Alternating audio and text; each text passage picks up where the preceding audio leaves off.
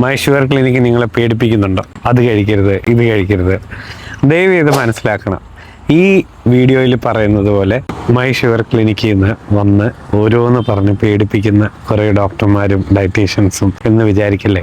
സത്യത്തിൽ നമ്മളുടെ കേരള ഡയറ്റിൽ നമ്മൾ ശ്രദ്ധിക്കേണ്ട ചില കാര്യങ്ങൾ, പ്രത്യേകിച്ച് കാർബോഹൈഡ്രേറ്റിനെ കുറിച്ച് അഥവാ ധാന്യങ്ങളെക്കുറിച്ച് പറഞ്ഞ് പഠിപ്പിക്കണമെന്ന് ഞങ്ങൾക്കുണ്ട്. ഞങ്ങളുടെ ഉദ്ദേശം നമ്മുടെ ഡയറ്റും ജീവിതശൈലിയും ശരിയാക്കിയാൽ നമ്മളെ പിടിപെടുന്ന ഈ വലിയ വിപത്തിനെ നമുക്ക് പോരാടാൻ കഴിയും. അപ്പോൾ നിങ്ങൾ കഴിക്കുന്ന ആഹാരത്തെ മുഴുവൻ കുറ്റപ്പെടുത്തല്ല. നിങ്ങൾ കഴിക്കുന്ന അതേ ആഹാരമാണ് ഈ ഞാനും കഴിക്കുന്നത്.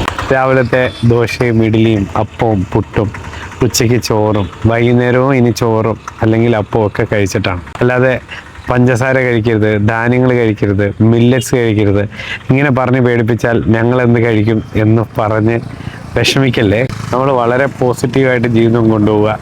വ്യായാമം എന്ന് പറഞ്ഞ് നടക്കാൻ പോകാതെ പുറത്തോട്ടൊരു ശുദ്ധവായു നമുക്ക് ശ്വസിക്കാനായിട്ട് നമുക്ക് വ്യായാമം ചെയ്യാം. ഞങ്ങൾ സൈക്ലിംഗ് ചെയ്യുന്നത് വ്യായാമമായിട്ടല്ല, അത് നമുക്കൊരു മനസ്സിന് ആനന്ദം നൽകുന്ന കാര്യമാണ്. അതുപോലെ ഭക്ഷണത്തിൽ നമുക്ക് തെറ്റായ കുറേ ശീലങ്ങൾ നമ്മളിപ്പം ഉണ്ടാക്കി വെച്ചിട്ടുണ്ട്. അതൊക്കെ ഒന്ന് മാറ്റാം. ധാന്യങ്ങളുടെ അളവൊന്ന് നിയന്ത്രിക്കാം. നമ്മുടെ ഉറക്കം ഒന്ന് ശരിയാക്കാം.